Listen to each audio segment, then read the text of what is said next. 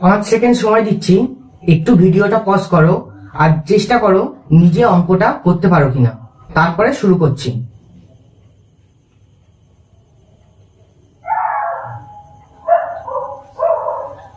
চলো আজকের কোশ্চেনটা করে দেখা যাক।